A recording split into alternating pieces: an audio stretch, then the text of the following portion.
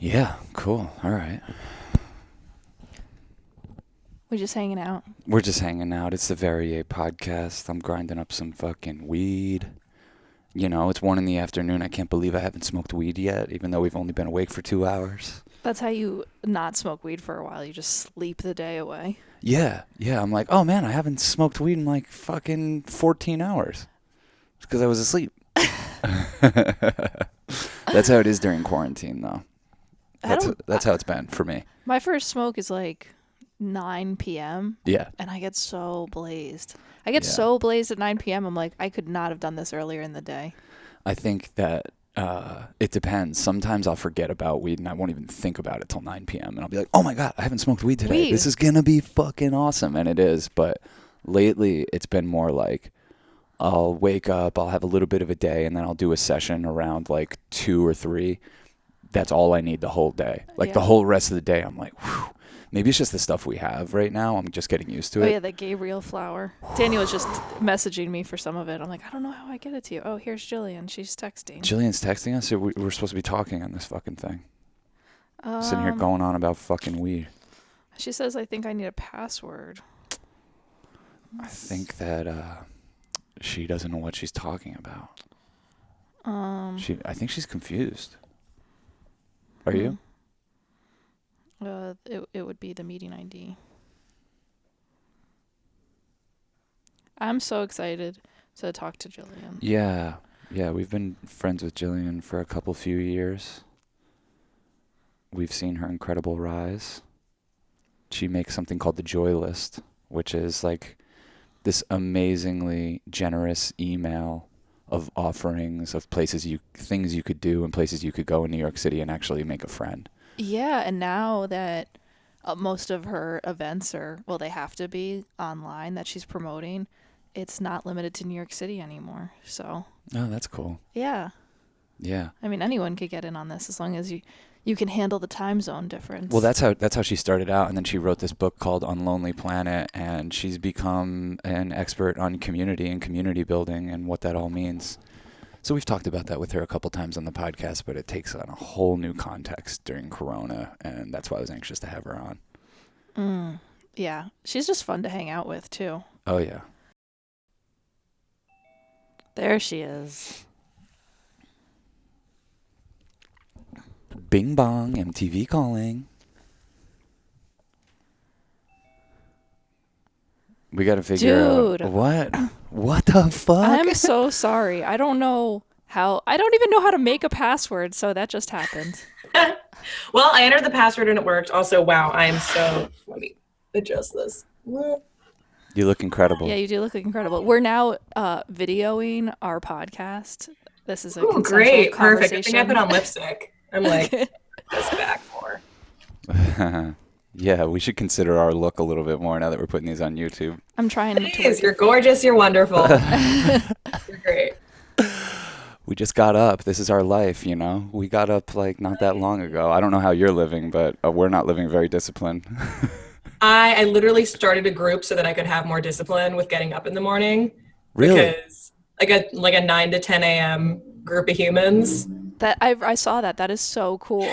And if I could do that, I would do it, but I just can't do it. I just need a reason to get up. I was like, otherwise I'm just going to stare at the ceiling until noon and then feel like shit. I'm like, I was doing that and it just didn't feel good for me. I was like, no.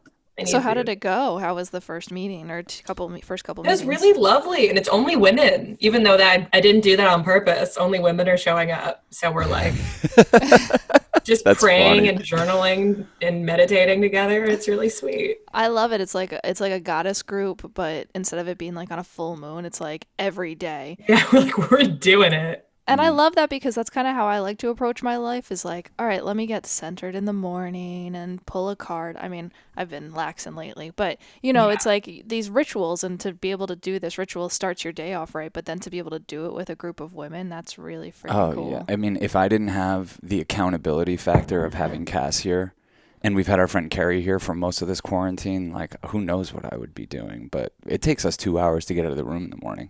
With all these rituals and things we're doing, I know the stuff that you guys do. I love it so much. I feel like I use you too as an example of Yeah, I have these friends and they really commit to their ritual. Like, I don't even know what it is, but I just know that they're doing it, and it shows in the way you show up in the world. Yeah, yesterday we we'll once we get up and we meditate and we do our sex thing and everything, like we'll say a prayer, and it's usually just about gratitude, and it's usually just like sending out like beaming rays of healing light towards all of our friends. But yesterday we were like, hey, you know, we're gonna need to work at some point, universe. We're open to anything. Anything you want to throw our way, we're open to new adventures. I would love to, at the end of this week, be like, holy shit, I can't believe that we spoke to so-and-so or this person came into our life or whatever. And literally a couple hours later, we get an email from fucking Jimmy Buffett's production company. No. Like, Jimmy Buffett has a production company? What? Yeah, that's a whole nother trip. What? They're trying to do... I missed you guys. I love you both. We missed Yeah. you. So fun. Oh, Yeah, wow. so, you know, be careful what you pray for and everything. Also, be careful, like, we make fun of, like, I don't know why. We don't make fun of. We don't make fun love. of. We love Jimmy Buffett. And the parrot head. And the parrot heads and that whole scene. Like, it's something we don't understand. We would never do that. We would never. They're like tropical juggalos. I like, just don't drink that much alcohol. yeah, we don't drink that much, so we don't care. But it's pretty funny that he's like a constant thing that we reference and poke fun at, and then he's reaching out. And then the other person... Margaritaville guy? Yeah. Yeah. Okay, Yeah. got it. And then the other person, like, I'm not even making fun of them because I don't even know their music or anything, but the performer Macklemore. Have you ever heard of? Wait, Macklemore reached out to you? Well, we're friends with like his best friend, and they're both in recovery together, and they're starting a podcast. Shut your face. His friend was like reached out, and we talked for a while. And it was just really funny because I'm like, God, I'm always kind of like referencing Macklemore. Like when I don't know who someone is, I'm like, is that Macklemore? Yeah, Diplo. Like he'll see Diplo and he'll be like, oh, look, Macklemore. But I'm not even joking. Like I really just don't yeah, know. it's Macklemore. Yeah, but it's just kind of funny that you kind of bring something into your zeitgeist a little bit, and then it's like, whoa, geez, it's here. So I don't know what all that means, but be careful what you pray for and who you talk about. Man, I don't know if I've reached the level of powerful manifestation you two have. That's incredible.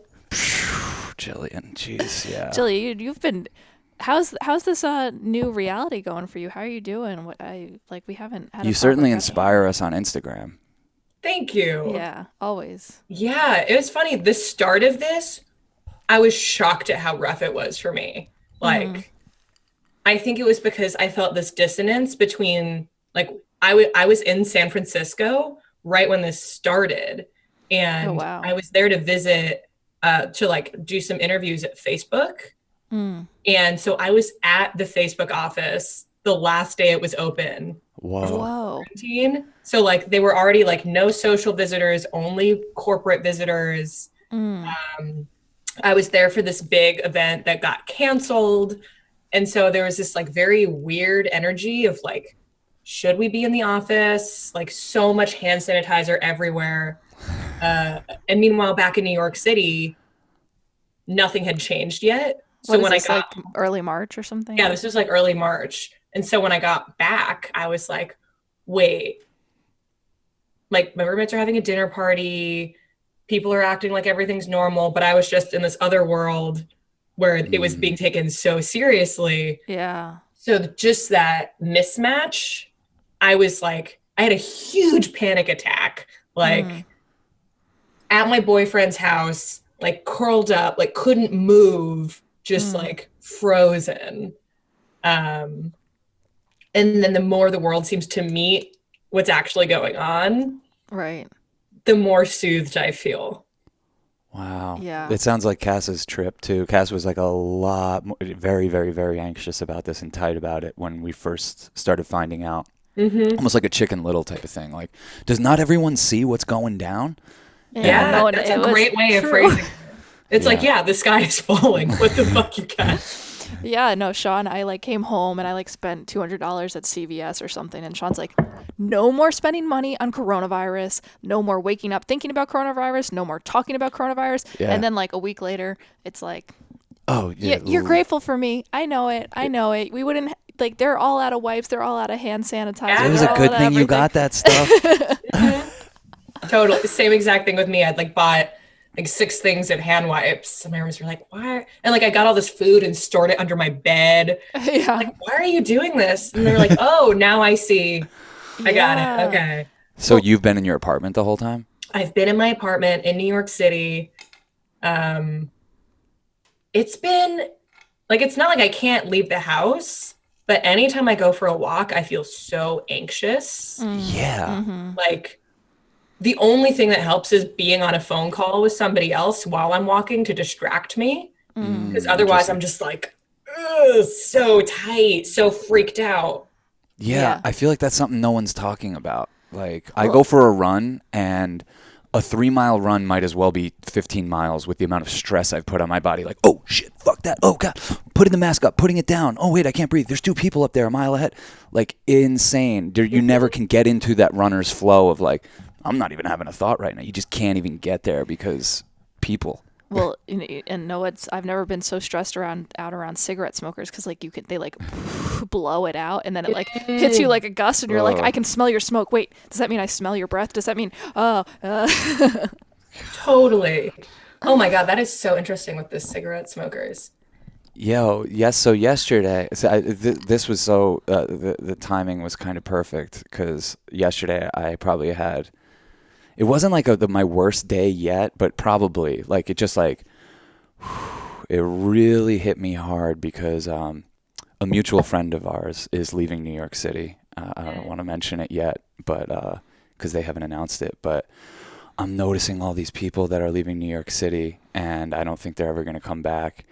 And I started getting like I don't even know how to describe, like existential crisis a little bit, like pretty much for half of yesterday.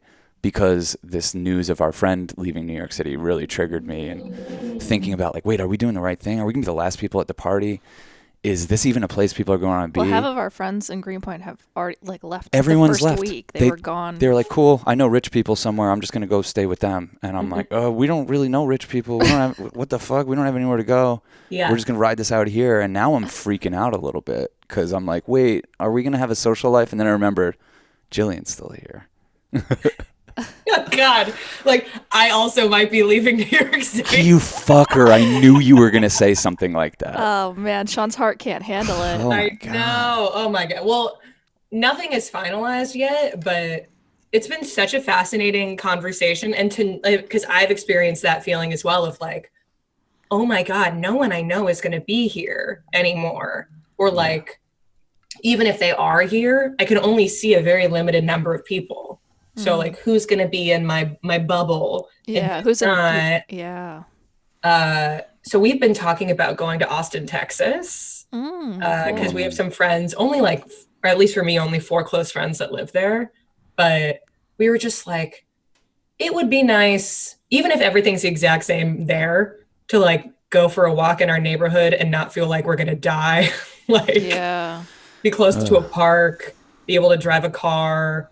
Yeah. Like, you would be perfect down there. I'm not trying to encourage this because, like, I think like, I don't like this. Well, you should crush it in New York City. You're so young. Like, do it. But I don't know. New York City just might never be the same, or it's not gonna be. Oh, yeah. So, but you would. That's what I think about. It makes me so sad. Yeah. And I feel guilty even thinking about leaving. Of like, am I betraying my city somehow by leaving in its time of need? But at Jillian, the same time, I'm like, what am I doing anyways? Like, how am I helping? Well, I mean, if anyone lived up the New York City experience, though, it's you. You know what I mean? Like, you got it in. Like, from the first second you arrived here, you were like, I'm doing all the things. Yeah. I'm seeing all the people. I'm knowing and you really like, I mean, you probably have a bigger loss than us because, like, we're used to just staying in. But at the same time, like, I kind of have, like, oh, fuck, I could have gone to that museum. Like, I could have gone to that art show. Like, what was I doing? And now it's like there's no option anymore. So, man, good vegan scene in Austin, I will say. Yeah. Oh, yeah.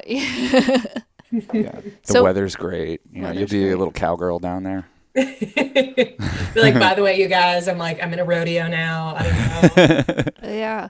We were just introing you as it was taking you a minute to get in because I locked you out with a password.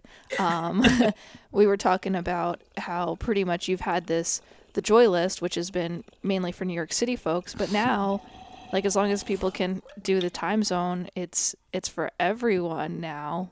And it probably, are you expanding outside New York City to events, as far as like where the events are hosted, and how's that all shifted? When I realized that in-person events weren't happening, I just started promoting any event.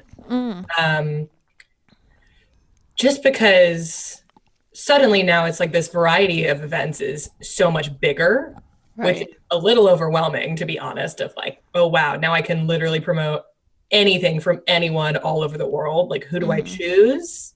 But at the same time, it's been really inspiring to see how many people are offering just like what I feel are exactly what we need right now. Like emotional release things and movement things and grief rituals and women's circles and men's circles and just all this stuff.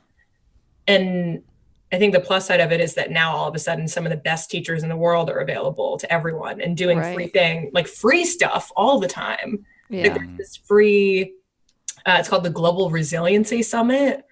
It's like today through the 17th, completely free, like workshops, networking, some of the best teachers in the world, like Tara Brach and Fleet Mall, and just like awesome teachers. So that makes me feel hopeful of like, maybe this time will expose people to strategies for coping and teachers that they wouldn't have seen otherwise. Yeah. I kind of feel like I'm gripping for lessons though at the same time, or like reaching for lessons. I'm like, what does it mean? Yeah, that's how we definitely started this thing off, in that mode of like, oh yeah, we've been ready for this. Like the Great Awakening. Yeah, like it's all happening, and then like you get like weeks and months into it, and you're like, cool, when can we start playing video games and smoking pot today? Like, you know, it's another day. It's another day. What we've luckily for us, we chose this time to be like, fuck it, let's put our podcast on YouTube. And it kind of feels like 5 years into this thing, it feels like we're completely starting over.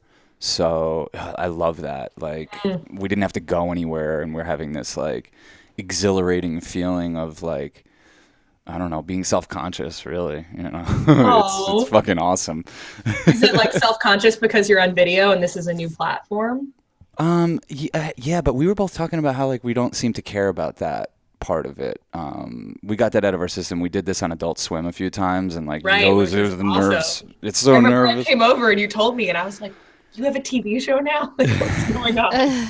We do a little of this, little of that, but so like chill about it.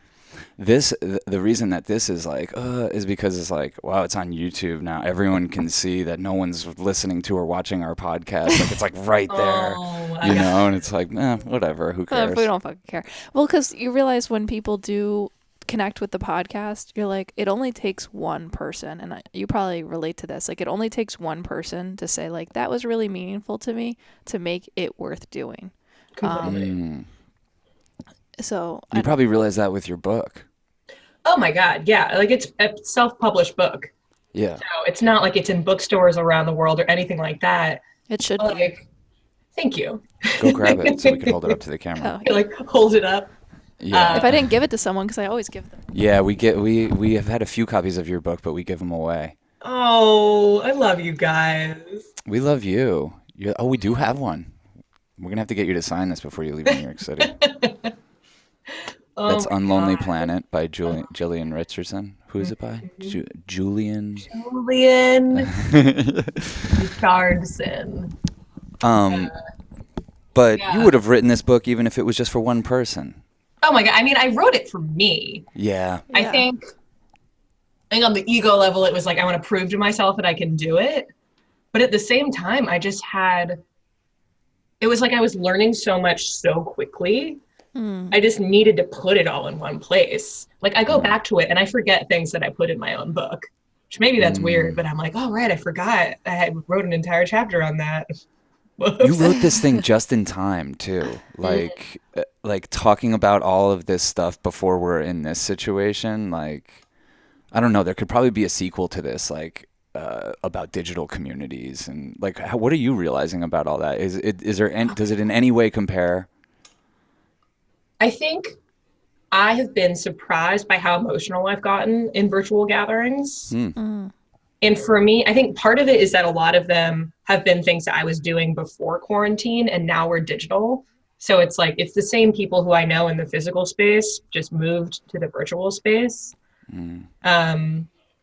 But the thing that makes me feel the most emotional, I think, is just always multiple people's undivided attention on me. Just like feeling that energy always heightens my emotions and makes me feel a little more aware of them than I typically do. So like if I'm feeling sad and 5 people are looking at me talk, like it's just going to come out. And that happens online or in person for me. Wow.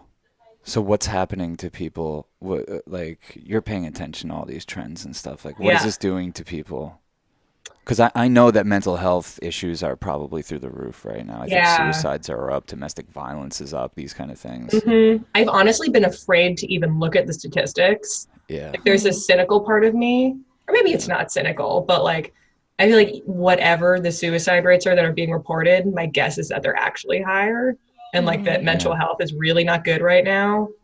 Just because all the things that we need as humans to thrive are being taken away. Like so many people don't have a sense of purpose right now. Like they're looking for a thing to do to earn money, to protect their families, like especially Americans, the way that we feel value, and this is myself included, is by producing things and contributing. And when we're just kind of forced to sit with ourselves, it's like we're all on this mandatory Vipassana retreat that we didn't ask for. Totally. Yeah. And what does that force you to do? The Vipassana retreat, any of these things, like the Vision Quest that we went on, these kind of self-imposed things that we do, and I know you do. Like, what is that for? To me, it's always about like tuning your ability to listen, and not even necessarily to other people, but it extends to that. But you're learning to listen to that crazy tornado of dialogue that's going on inside and figuring out where that comes from. You're listening to your body in different ways. And then when you come out of that, I think it increases your ability to listen to your environment and the people that surround you, and therefore I think respect them and merge with them in a different way. So, but along with that, because I know if you've been on one of these retreats, anyone listening, it's painful. It's painful. It is. It's tough when everything starts bubbling up to the surface. It's like on any psychedelic trip, that part where you're like, oh shit, I'm raw as hell, I'm vulnerable, and there's really no escape hatch. That can be a terrifying thing. So I think this time could also help us have a better relationship with pain as a country and listening, because pain is a gift, and I think the result of going through it is being a better listener. And some people are having like a better time. Like it's switching. Like some of my friends who I know, like maybe we're having a harder time in capitalism, are like, I'm sensing a little relief come off of them, from not being compared to like these expectations, or like you said, the productivity or the so it's having like kind of an interesting, we're all like leveling in different ways. Yeah. That was something I was talking to Jesse from Mental Health Media about, how people he knows too are having different reactions to this, of like,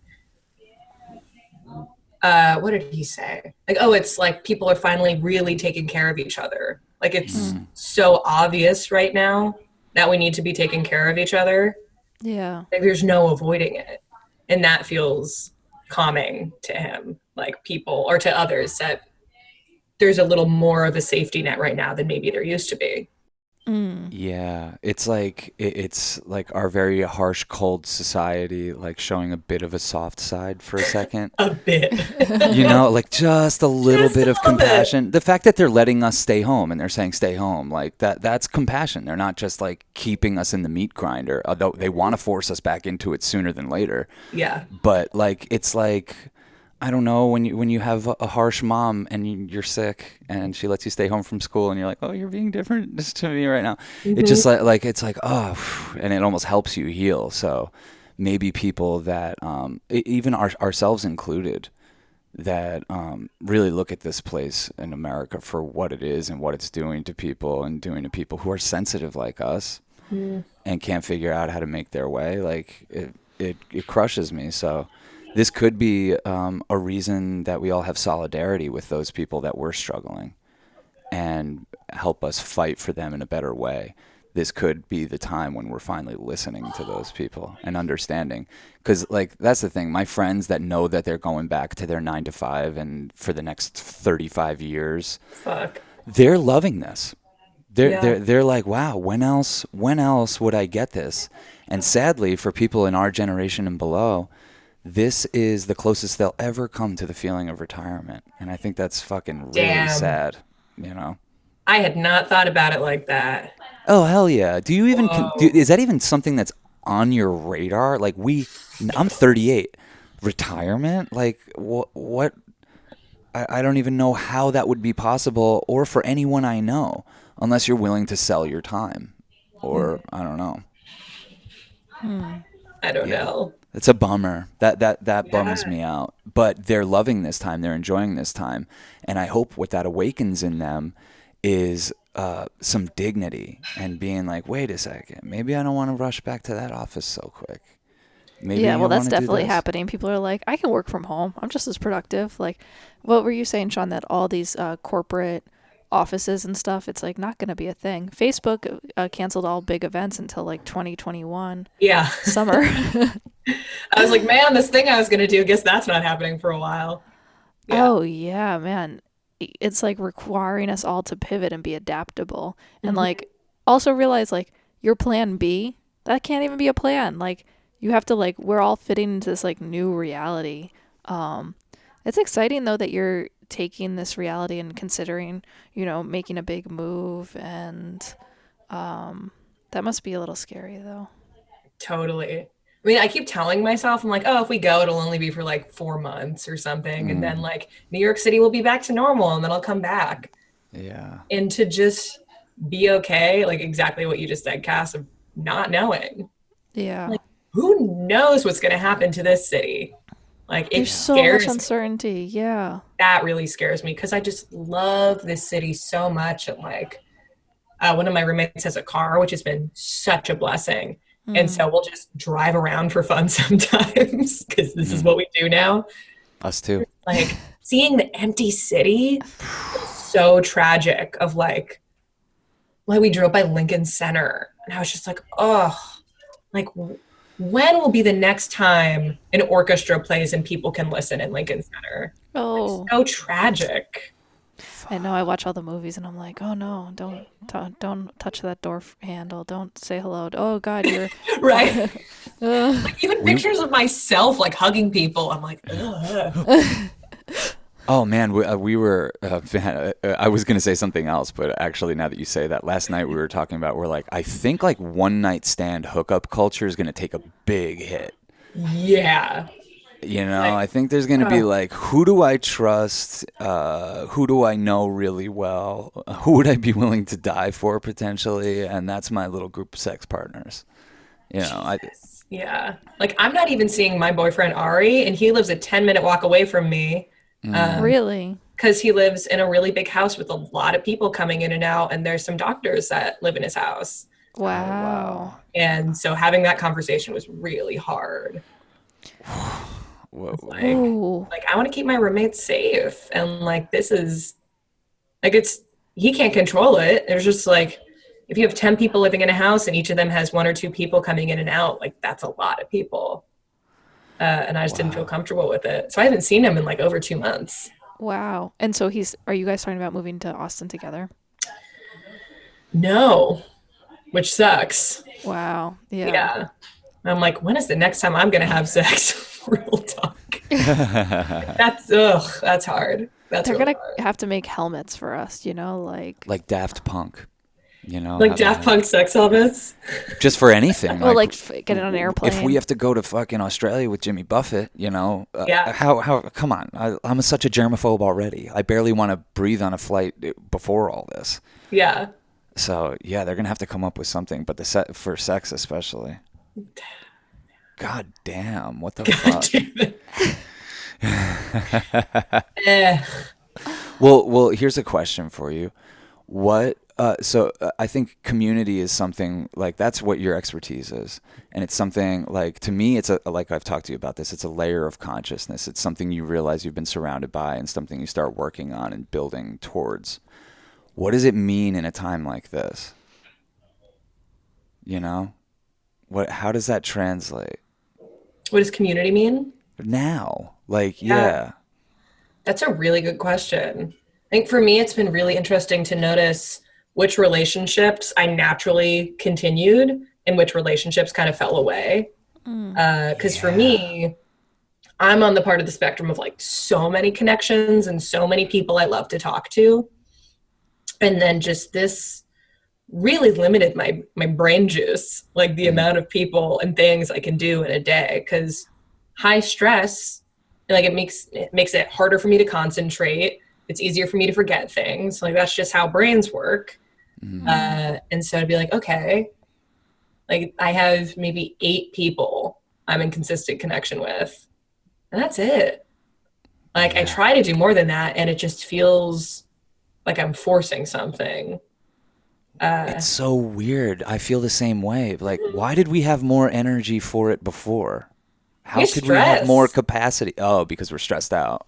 That's what I think. It's just, there's this constant, even if you're not necessarily feeling it really presently, like if there's an undercurrent of stress all the time right now. Yeah. It's just that brains under stress don't operate at full capacity. I'm just like, I'm not operating at my best because the conditions are not great. Like I'm barely going outside. Like I've been talking to the same people for 2 months. Like, of course I'm not at max Jillian. You've probably never been more grateful to have roommates though, right? Oh my God. And roommates I actually like. Yeah. Wow. What a blessing.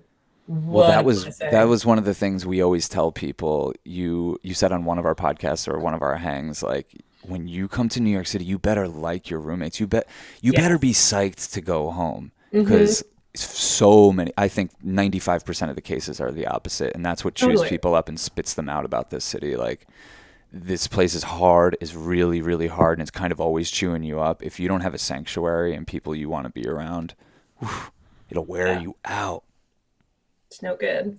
And so this has definitely highlighted that for me. Like, cool. Like we haven't even had a really big fight or anything, which is impressive to me. Of course, we're all like a little bit people pleasy, so we want to make sure we're all okay. Are you? Yeah. So there's not a lot of conflict during this time. No, I think it's just been more like we've all been very mindful of making sure we all have lots of alone time. Like, I feel like during the day, we're all kind of like separate. We're doing our thing. Like we're going for walks. We're hanging out on the roof. And then we come together for like lunch and dinner, at least during the week, which I've read so many articles on like ways to keep your sanity during this time. And that was a big one, is like romantic partners, roommates, family, whatever, like having your separate time during the day so you don't go absolutely insane around each other. What do those articles say about consciousness alteration through chemicals? I don't know. There's a part of me that really wishes I had like any sort of substance right now to take just to see what would happen. Oh, we got you. We got you.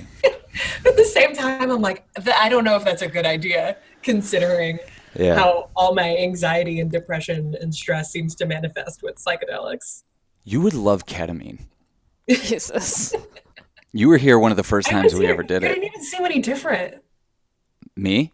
Yeah, I remember you guys. It's very took different it. on the inside. Oh, on the inside, you're like, this couldn't be weirder. Like, and it's weird. Like, it's not like visually anything even looks different. It's just like, this just couldn't be weirder.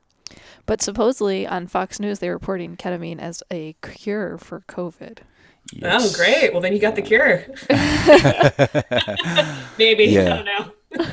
We were hesitant to do that stuff at first. Like when all this first started, we didn't do acid for 2 months until 2 months into this, and then we did it, and had the best time. And I was like, okay, cool. So we can trip during this. We like it's great. not. You're not gonna lose your shit.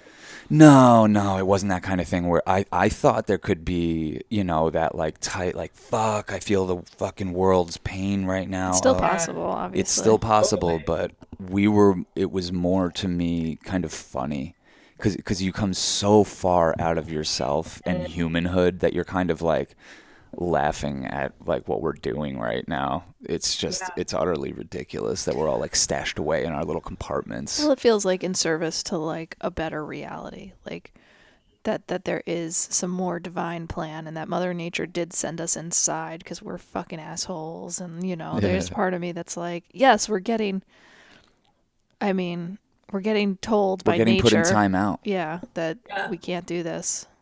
Or like if we keep hurting the plants and the animals and our earth and the air, that like we are hurting ourselves, which we've already known, but for it to be in such an immediate and terrifying way. It's a whole different reality for us.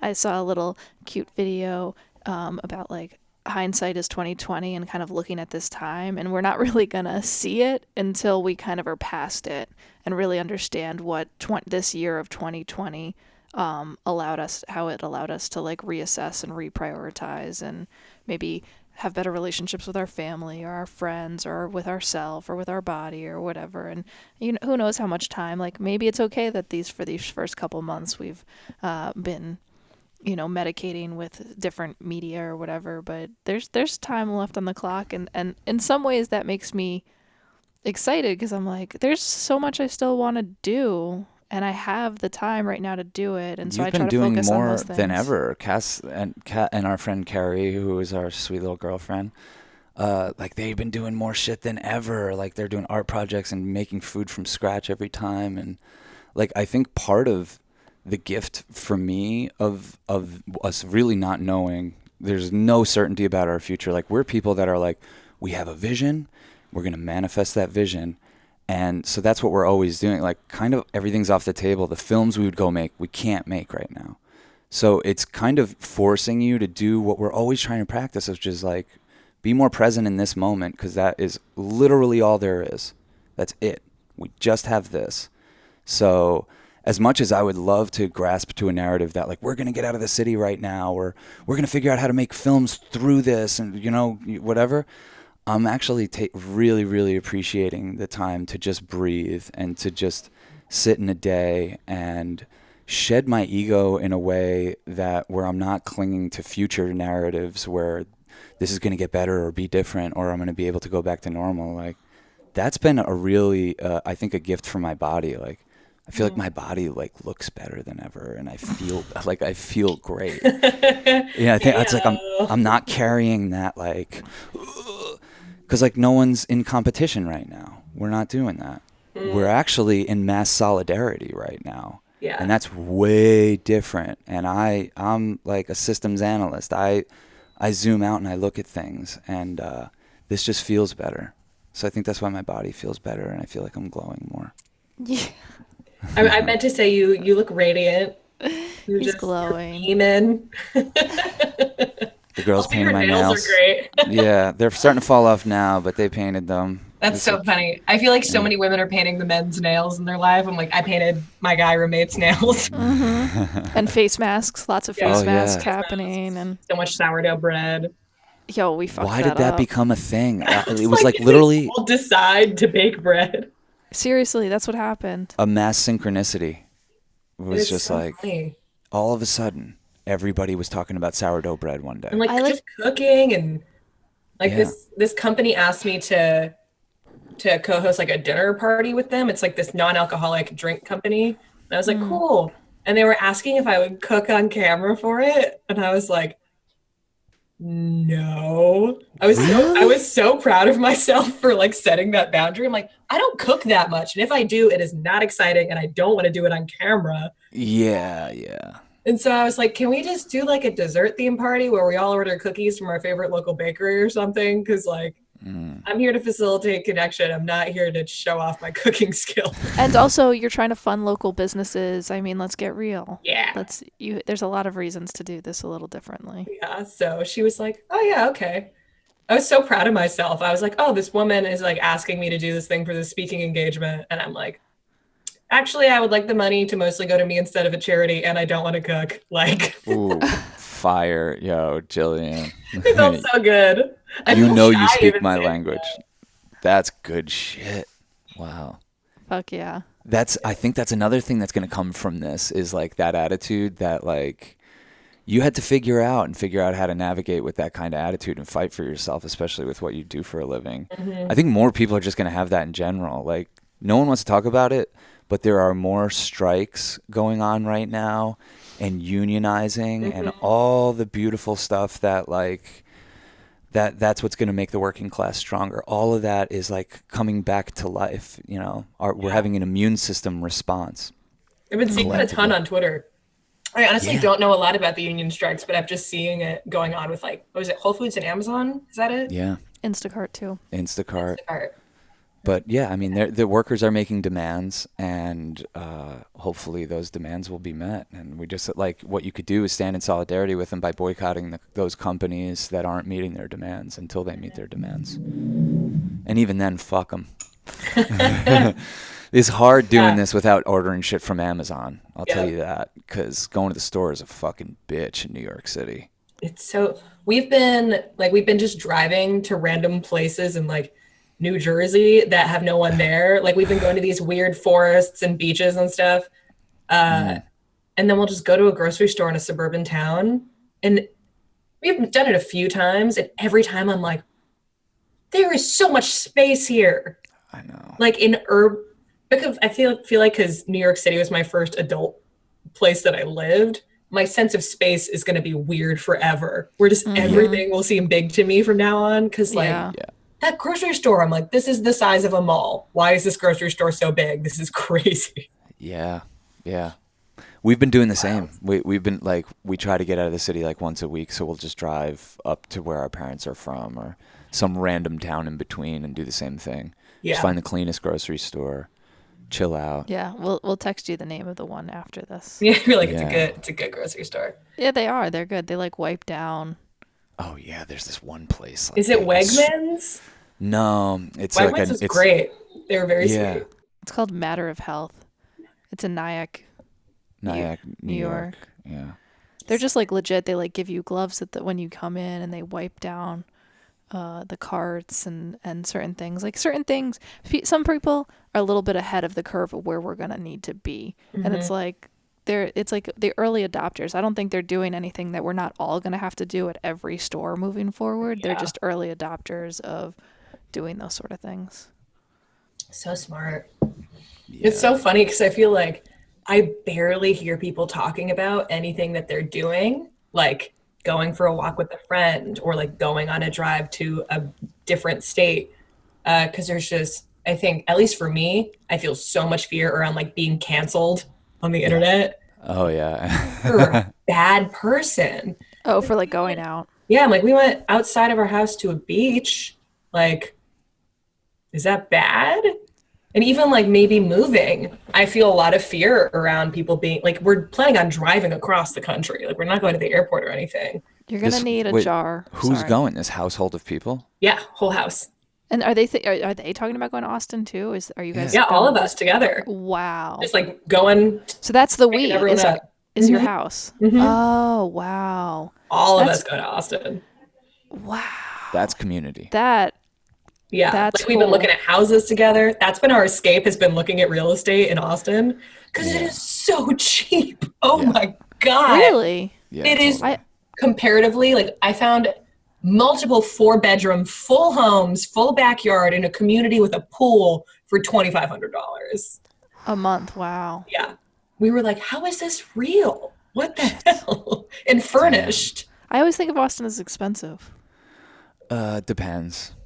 I think you could have New York prices if you wanted like a really nice place or like a place more downtown central Austin. But you don't need to do that. You could drive everywhere there. Yeah. But when you're driving now, so like you can't drive too far because there's no public restrooms like along the way. Bring a jar. You got to bring a jar. That's why you said bring a jar. Yeah, and a shovel. I mean, Sean and I pee in jars, and even when we're like, we'll stop at a restroom place, and we'll both get in the back seat and pee in a jar. Wait, I don't know if I'm supposed to say this stuff. No, you could talk about it. Whatever. It might be a secret. I don't know. We just have like a big ass mason jar in the back of the car, and like we're just always so hydrating, you know. So like if one of us has to pee and we're driving and we don't want to stop, one of us will just use the jar. Sometimes we pull over and use the jar. Use the jar anyway and just dump it out, and then rinse it out. You wash it out with fresh water, and then we spray some alcohol in there, and There's ways around this. Yeah, there's this is things an important you can do. life lesson. Use the jar. Yeah, but my mom, I wanted to go visit my mom, but like I also don't want to visit my mom because like I don't want to expose her. But right? So complicated. But she's like, I don't know if you'll be welcome with New York plates up here. There's also that consideration. Yeah. There's people guarding the border. I don't know. There's so many people on the road though. It's kind of crazy. That's true. I'm like, where the hell are these people going? That's what I think. But I'm like, I'm one of them. So yeah, I'm like, me too. I'm like, we're all going for a walk, I guess, somewhere nice. Oh yeah, we went for a hike, and from where Cass's dad lives, you can just walk up into those woods, and it meets up with the Appalachian Trail, and It's great. So we like walked up there, and there's this overlook called Anthony's Nose that looks over the Hudson and the Bear Mountain Bridge. And the hike from Cass's dad, no one was there. It's like a 3-mile hike. No one was there. And then we get up to Anthony's Nose, and it was packed with people. Yeah, because there's multiple entrances. Yeah, and nobody was wearing masks. Nobody was doing any precautionary measures or whatever. Me, Cass, and Carrie were all masked up, but we baked the place out. We just were going around smoking weed. All these nerds were like, is weed even legal? It's like, fuck you. Nerd. Fuck you, nerd. Put a mask on, too. You know what I mean? Yep. So. It's funny. I had that reaction with people who aren't wearing masks as well. And I rarely ever feel that way about someone. Like, what the fuck are you doing? I know. Yeah, I didn't even realize I had that reaction till just now. Yeah. It's like now when you go out, like 1 in 10 people don't have a mask on. So it's low amount of people don't have a mask on, but you look at them like, whoa, damn. I wonder if we're going to start to develop like nose fetishes and lip fetishes from the deprivation of this time, how it used to be. I feel like literally anytime I just see a human man, I'm like, who is that? What is that? He's got a body? Like, what's that? How you doing? I was looking on Etsy at burqas, and I was like, maybe I should get a burqa. Wow. And because I didn't know how crazy this was for a while. I was like, oh, I'm going to need to cover my hair and everything. But it seems like as long as you're covering this area, you're okay. Yeah. So confusing. Wait, so there's never going to be like sex parties again? God, so I was literally supposed to host 2 cuddle parties the month that this thing started. I was like, when?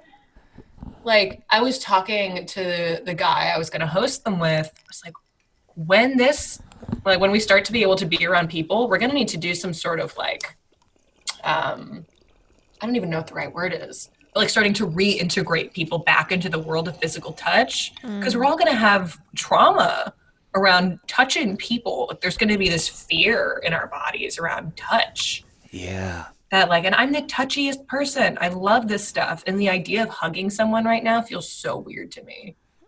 Yeah. And it's going to feel weird, I think, for a while. This is why the economy is not going to be able to boot back up. Exactly what we're saying. Like, if we're not comfortable being around each other and coming in contact with each other, like, where are people going to get together? How are they going to get together? I think it's like, we were saying this with Jesse. Like, we came up with like all these like sayings and stuff around when Jesse Zuckman was running the Very Ape Twitter. And one of the things we used to tweet out was, it's find your tribe, build your tribe time. And like, because we could feel there was like a storm coming, we could have never in a million years imagined this. But it feels like that was definitely one of those things that like came true. It's like your tribe right now is your household. Yeah. Like, and that y'all have each other's backs, like, probably puts you in a mental health category that's kind of rare right now. Like, you guys have each other's backs. Like, there's so many people that are just out there alone. Oh my God. Out there with people that they don't like, abusive people, kids, fucking all these circuits. What about people that are just sick and suffering besides this? People that are addicted. Like, there's so many situations. So for you to be in a situation where you have these people that have each other's back, and like, that's what we're doing with Carrie. Like, we acknowledge it every day. We're like, holy shit, we have each other. Like, this is making this like of kind of a breeze in a way. Like that we know we have each other's back. We met like just in the nick of time. Yeah. Man, that's so real. Yeah. And like, I also want to acknowledge, because I imagine if I was listening to this, I might be like, oh man, like I do have all these good things and I still feel like so crazy and bad. That like, that's also okay. Yeah. Like this, Oh, totally. This is an unprecedented situation, and just like our bodies store things that we don't necessarily know until we're in a stress response. Like just like how I had that super freak out moment. Like, I don't know where that was coming from. If it was like my stuff, my family's lineage of stuff, or what.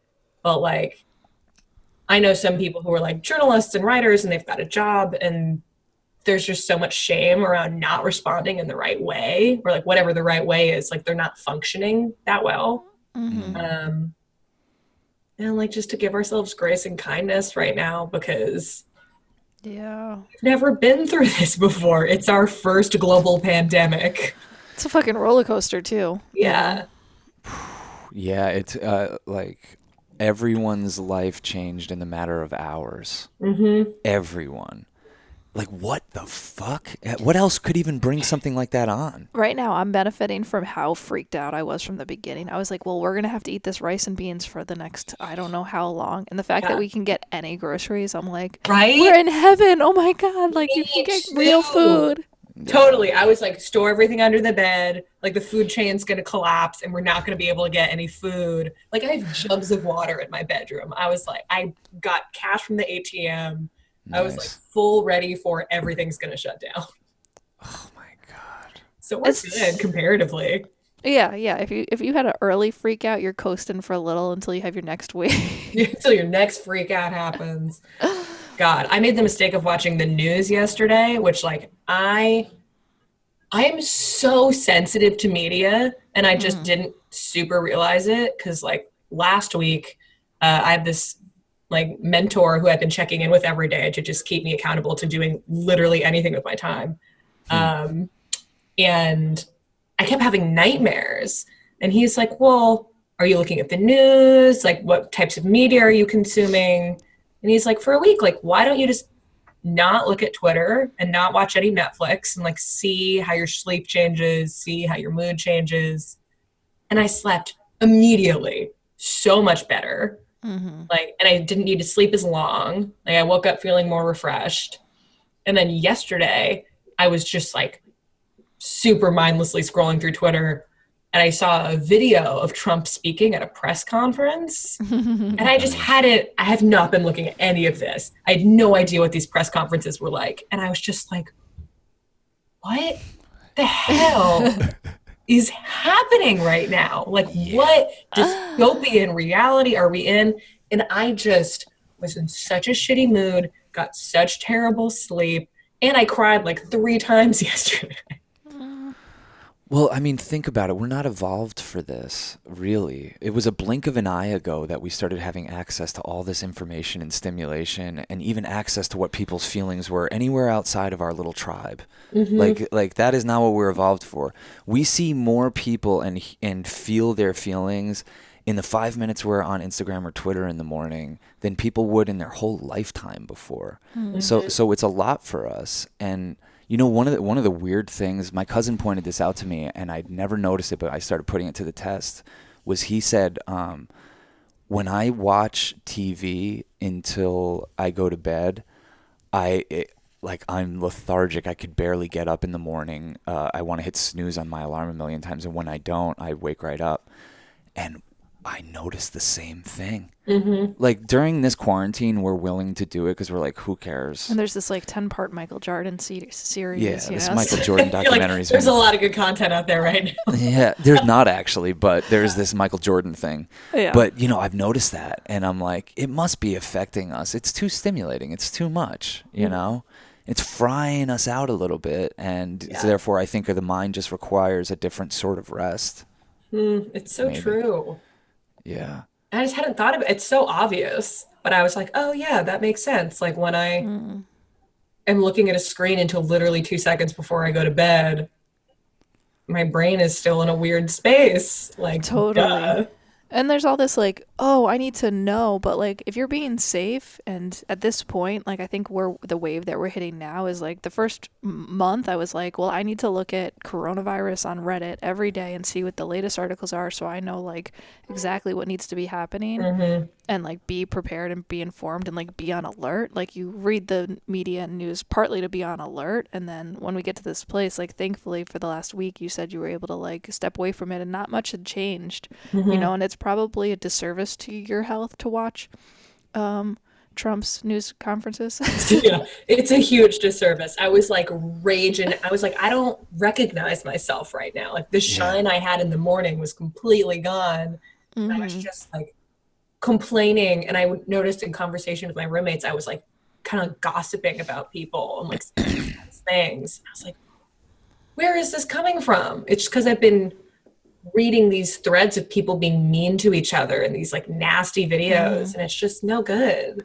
He's the worst kind of drug, and he's a very, very potent drug that just brings out the worst in anyone who's involved with him. He brings out the worst, and that's what he's there to do, because he's like a distillation of America's shadow. Like he is the perfect reflection of what we're really all about.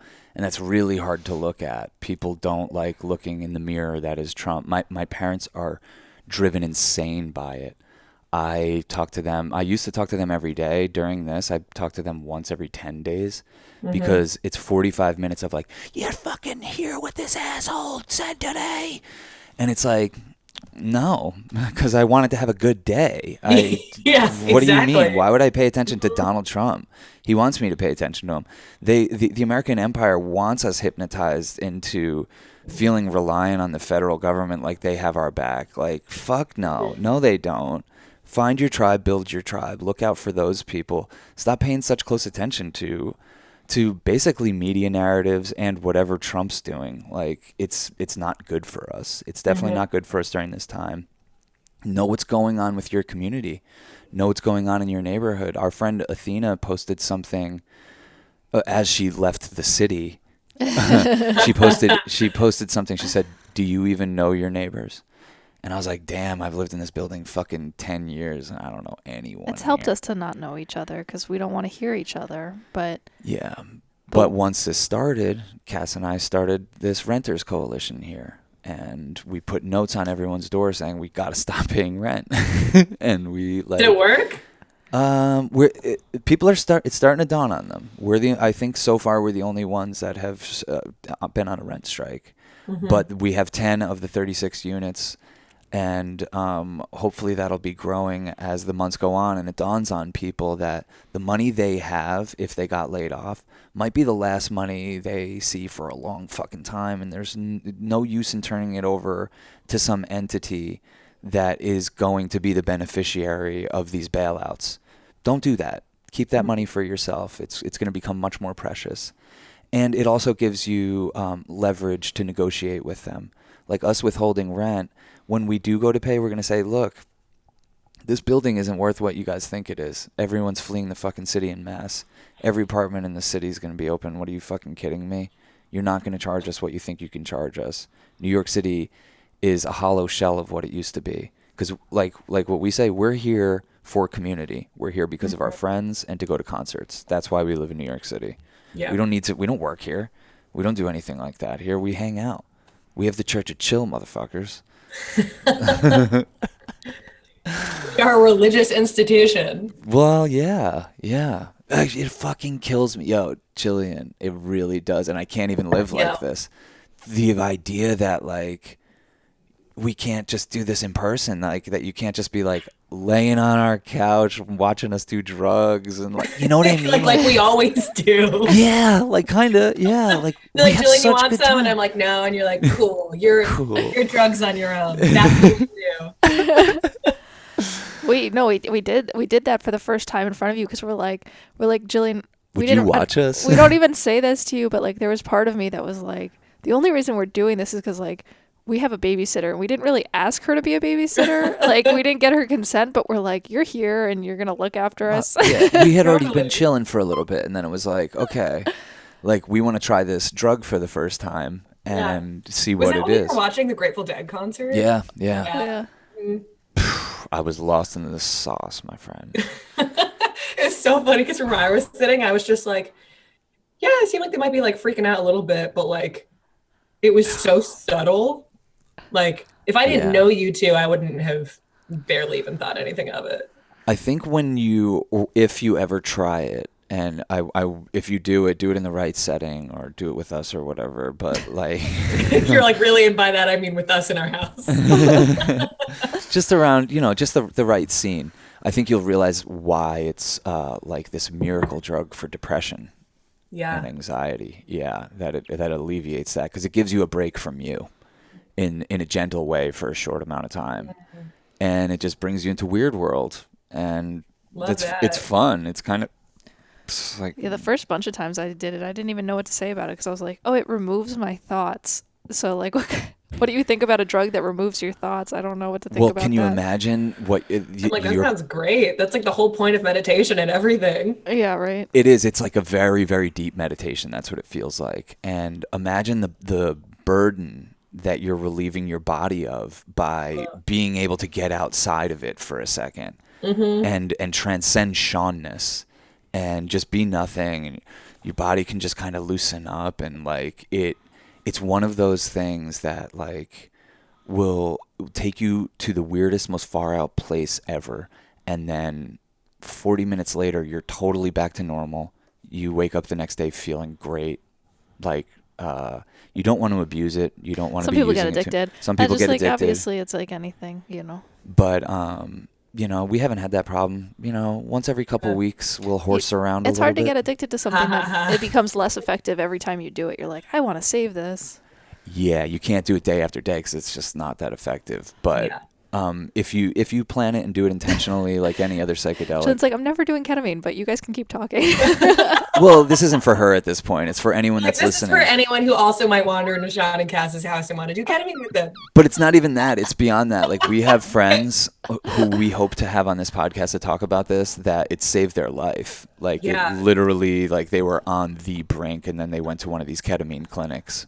And oh my God, this is what I love about you two, is that I feel like you both have a gift for talking about things that might be scary or intimidating to people because like they don't know people who are doing these things. Yeah. And I hear you talk about it and it's like, oh, like these sound like people I'd want to hang out with. They're cool. Like you value like consciousness and community and all these great things. And like you're using these we as a way to get somewhere. Yeah, absolutely. I think what we value more than anything is being in close proximity to people that are in the struggle. And when you're around those people and you're accepting of those people, and you're accepting of like the burdens that they're carrying and the cross that they bear, you have to realize that everything's got to be on the table to save a life, even if someone is turning to opiates. And I know that sounds crazy, but if it's keeping them here, it's keeping them here. And then there's things that come along that can help you get off those things and help free you of those burdens. But we got to be accepting of people, and then we can learn about them, and we can learn how to create a softer environment for people like that to exist in, because that's all it is. They're just feeling disconnected. People that are struggling with addiction and those kind of things. And we're all struggling with addiction. It's just not to the same things. Yeah. Everyone, we're all addicts. And if you don't think you are, just think about it for 2 seconds. You're addicted to something. You're probably addicted to a lot of things. Especially with the quarantine. Like, what are the things that you feel weird about that you either have more of or not enough of? It's like for me, it's like, oh, okay, gripping onto like producing something, like making sure that I can work in some way. Yeah. And food for me, for sure. Like sugar, big one. And I'm like, all right, like I'm not trying to be hard on myself. Like I feel like before, just for so long, I was like so just beating up on myself and my body, or like if I binged on a thing, being like, I'm a bad person, like I'm a shit person. Not being like, okay, like I ate 6 cookies or like whatever.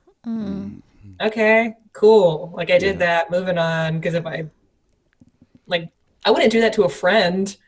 Right. I wouldn't tell them they're a terrible person. I'd be like, yeah, you're a human who ate 6 cookies. Okay, cool. Cookies are great right now. They're the best right now. And look, I always are in right now. They're really in. Whether it's Oreos or heroin or fucking nitrous or whatever the fucking thing is, you can't judge a motherfucker for what they got to do to get through a day. Yeah. And I think the more we could start to see the world, and especially chemical addiction in that way, like the more we'll start to create this new reality where I think that'll be less of a crutch that people turn to.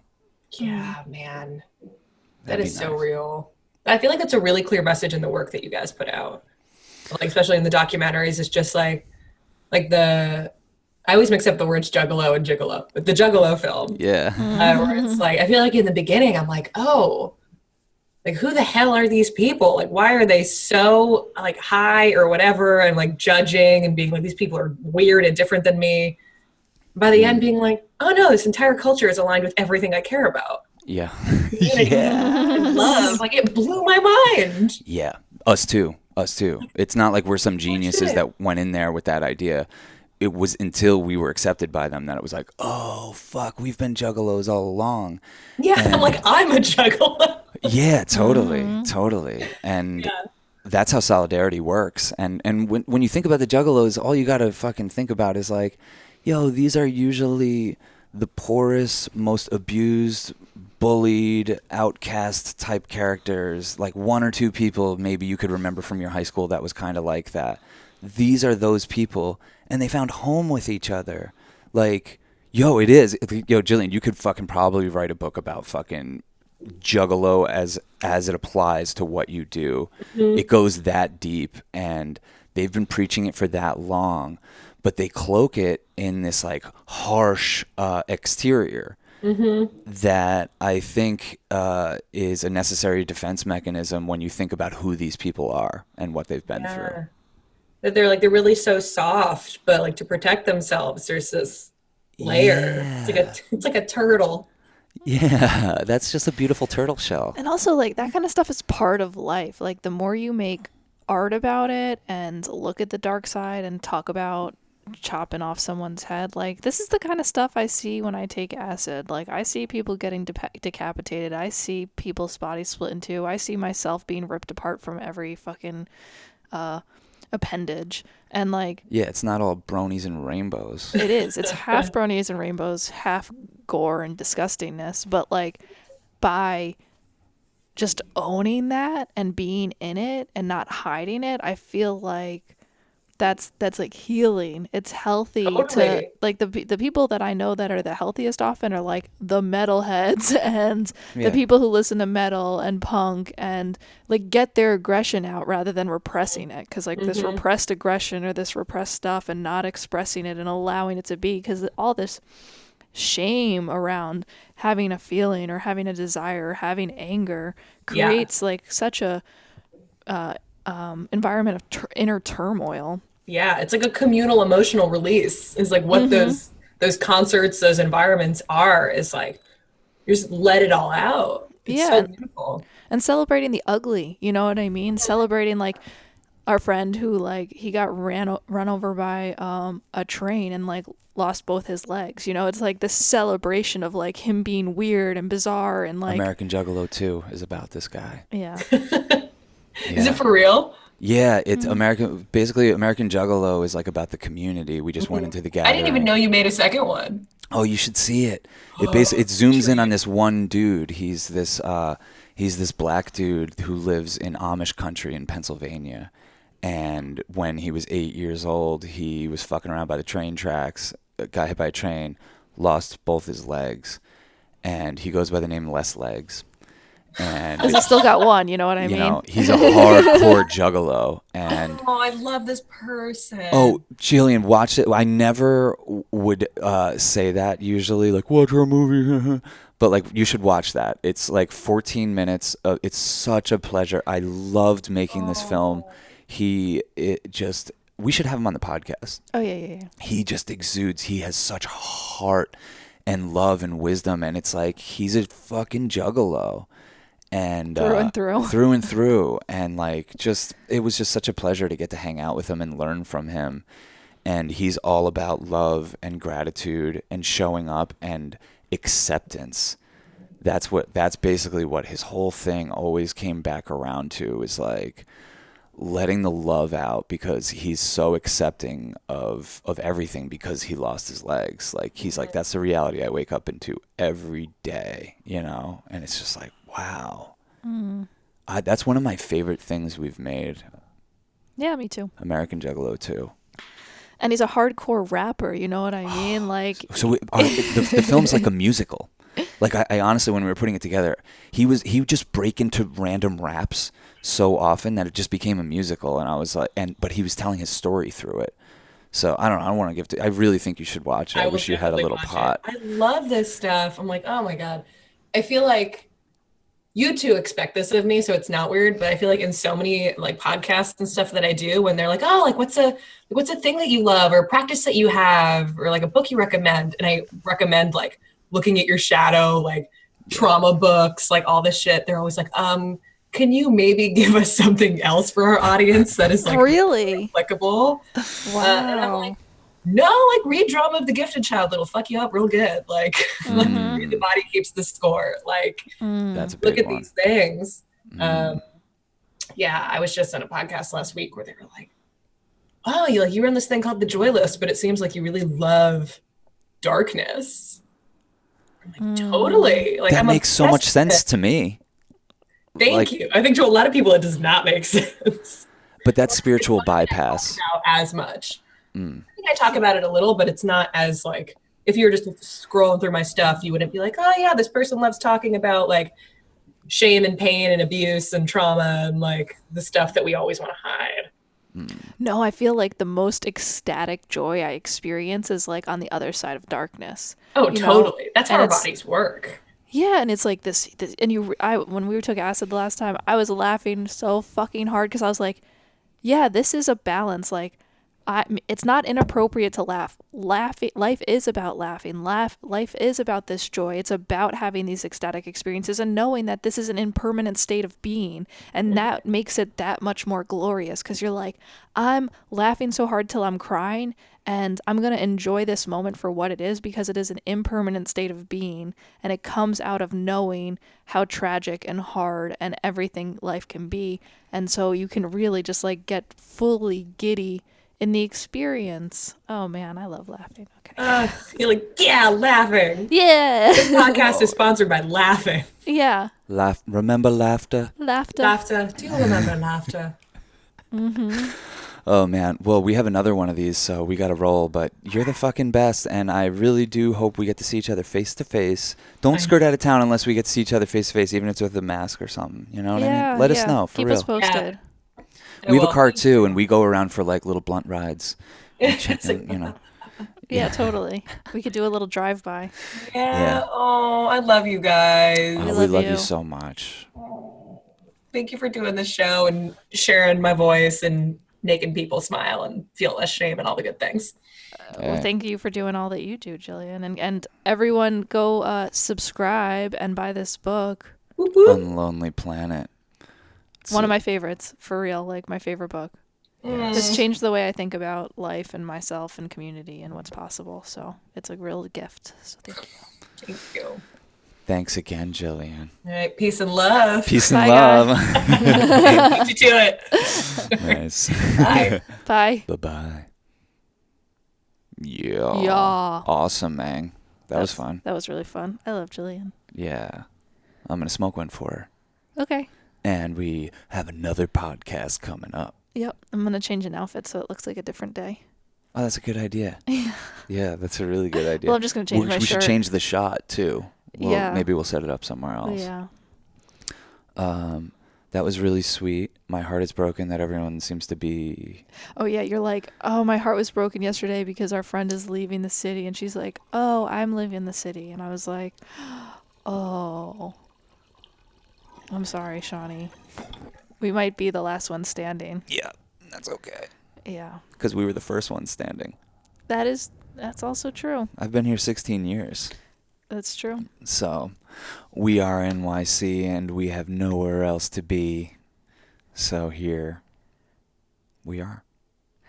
We'll keep beaming them out. So yeah, see cool. you guys Thanks soon. for listening to the Very Ape podcast. We're Sean and Cass. Subscribe to our shit. Say something nice. Oh, and you can watch on our YouTube channel. You can watch that film. Watch American Juggalo too. Yeah. Yeah, and if you're watching this on YouTube, thank you. Yeah. And if you're listening, check us out on YouTube.